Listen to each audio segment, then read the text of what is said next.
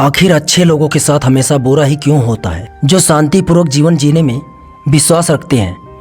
लेकिन कुछ लोग उनके इस शांत स्वभाव और सीधेपन का अनुचित लाभ उठाने का प्रयास करते हैं। जिस तरह जंगल में जो वृक्ष सीधे होते हैं उन्हें सबसे पहले काटा जाता है, वैसे ही समाज में जो लोग सीधे और सरल होते हैं, कुछ लोग उनका फायदा उठाने की कोशिश करते हैं और उन्हें कष्ट और नुकसान पहुंचाते हैं। एक बार भगवान बुद्ध अपने शिष्यों के साथ बैठकर उन्हें उपदेश दे रहे थे। इतने में वहां राजा अजातशत्रु पहुंचता है और बुद्ध से कहता है कि हे बुद्ध, जब से मैं आपका अनुयायी व शिष्य बना हूं, तब से सभी लोग मेरे सीधेपन का बहुत फायदा उठाते हैं। आपका अनुयायी बनने से पहले लोग मुझसे डरते थे, क्योंकि तब मैं बहुत क्रूर था और किसी को भी मृत्युदंड देने में क्षण भर का भी समय नहीं लगाता था। लेकिन आपका अनुयायी बनने के बाद ना तो मुझे गुस्सा आता है और ना ही मैं किसी को सजा देने चाहता हूँ। अब मेरा मन इन कामों को करने को तैयार नहीं होता और मैं सभी लोगों को प्रेम देना चाहता हूँ, खुशी देना चाहता हूँ। परंतु कुछ लोग इस बात का गलत फायदा उठा रहे हैं और इससे मेरी प्रजा को बहुत खतरा है। मेरे शासन में बहुत दिक्कतें आ रही हैं। आप ही बताएं, अब मैं क्या करूं? तब बुद्ध अजातशत्रु से कहते हैं कि मैं तुम्हें एक कहानी सुनाता हूं, तुम इसे ध्यान से सुनना और समझने का प्रयास करना। एक बार किसी गांव के बाहर एक विशाल वृक्ष था। उस विशाल वृक्ष के जड़ में बड़ा सा छेद था, जिसमें एक विशाला सांप रहता था। जरा सी आहट या हलचल होने पर या थोड़े से उकसाने पर वह सांप फुफकारता हुआ बाहर निकलता और अटैक करके लोगों को डस लेता था। उस गांव के कई सारे लोग उस सांप के जहरीले दंश से अपने प्राण गंवा चुके थे। उस विषैले सांप के डर से कोई भी व्यक्ति उस पेड़ के पास जाने से डरता था। एक बार एक बौद्ध भिक्षु उस गांव से गुजर रहा था। धूप में चलते चलते भिक्षु बहुत थक गया था। जब उसने उस विशाल वृक्ष को देखा तो उस वृक्ष के नीचे थोड़ा आराम करने की सोचकर वह उस पेड़ की ओर बढ़ने लगा। अपने खेतों से काम करके लौट रहे कुछ लोग जब भिक्षु को उस पेड़ की तरफ जाते हुए देखते हैं तो वे लोग उसे रोक देते हैं और भिक्षु से कहते हैं कि वहां एक बहुत बड़ा जहरीला सांप है, उसने बहुत से लोगों को डस लिया है। वह इतना खतरनाक है कि जो भी उसके पास जाता है वह उसे जिंदा नहीं छोड़ता। भिक्षु मुस्कुराता है और आगे बढ़ जाता है। पेड़ के पास पहुंचकर भिक्षु उस पेड़ के नीचे अपना आसन बिछाकर बैठ जाता है। थोड़ी ही देर बाद उस पेड़ की जड़ के छेद से सांप निकलकर फुफकारने लगता है। भिक्षु सांप की आंखों में देखता है और मंत्र का उच्चारण करने लगता है। तभी अचानक चमत्कार होता है और सांप भिक्षु से बोलता है, क्या तुम्हें मुझसे डर नहीं लगता? क्या तुम्हें पता नहीं कि मेरा यह इलाका है और यहां पर आने की किसी की भी हिम्मत नहीं होती? भिक्षु प्रेमपूर्वक उस सांप से कहता है कि इसमें डरने वाली कौन सी बात है?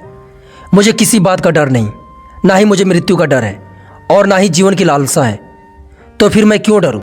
दरअसल तुम डरे हुए हो। तुम जो भी करते हो वो इसलिए करते हो क्योंकि तुम्हें डर है कि कोई तुम्हें मार ना दे, इसीलिए तुम दूसरों को डरते हो।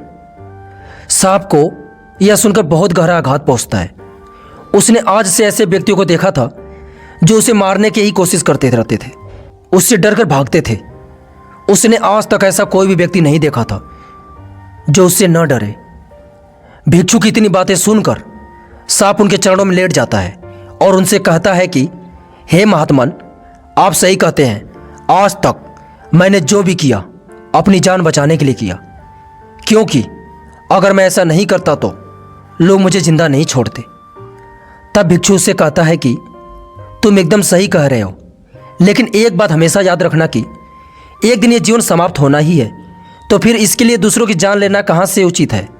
तुम जीवन की इस मोह से मुक्त हो जाओ और एकदम शांत हो जाओ और दूसरों के प्रति प्रेम की भावना से भर जाओ।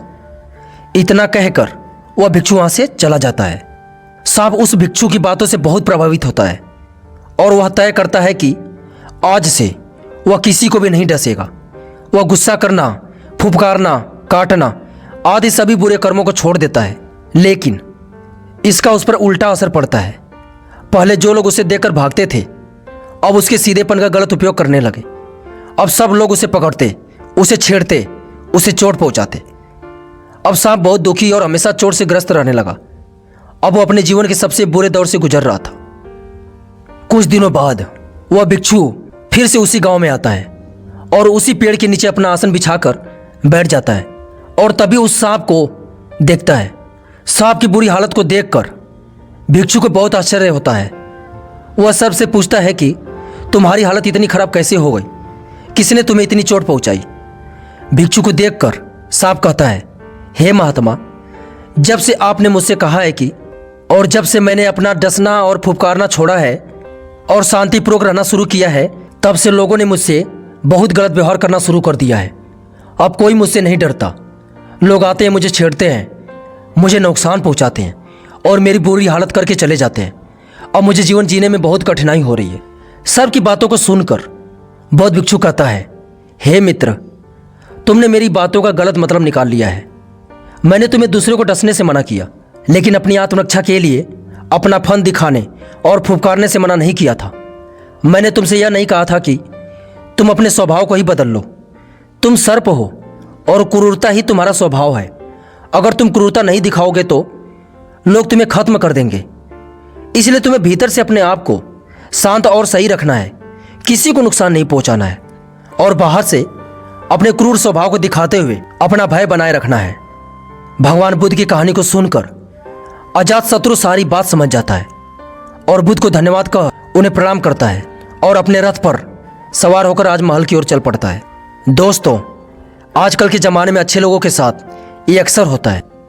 बहुत सारे लोग आपकी अच्छाई का, आपके शांत स्वभाव का, आपके सीधेपन का अनुचित फायदा उठाने की कोशिश करते हैं, जिसके कारण जो अच्छे व शांतिप्रिय लोग होते हैं, जो सज्जन व्यक्ति होते हैं, उन्हें जीवन में अनेकों कठिनाइयों का सामना करना पड़ता है। भगवान बुद्ध की इस कहानी से हमें यह बात अच्छी तरह समझ लेनी चाहिए कि जो लोग आपकी अच्छाई और आपकी सज्जनता को आपकी कमजोरी समझते हैं और उसका गलत फायदा उठाने का प्रयास करते हैं, तब ऐसे लोगों को लिमिट में रखने के लिए, उन्हें उनकी औकात बताने के लिए आपको सिचुएशन के अनुसार व्यवहार करते हुए उन्हें जवाब देने की जरूरत होती है। ऐसे लोगों को डिसिप्लिन में रखने के लिए अगर आपको क्रोध करना पड़े तो आप क्रोध कीजिए, लेकिन कभी अपने अंदर के माइंड को प्रभावित न होने दें। जिस तरह एक एक्टर किसी मूवी में गुस्सा करने का निर्भय करता है, लेकिन अंदर से वह जरा भी गुस्सा नहीं होता, क्योंकि वह जानता है कि यह एक मूवी का एक स्कैन मात्र है। दोस्तों, यह जीवन जीने की एक ऐसी अद्भुत कला है जिसे सीखकर कोई भी इंसान शांति, उन्नति और सफलता को प्राप्त कर सकता है। नमो बुद्धाय।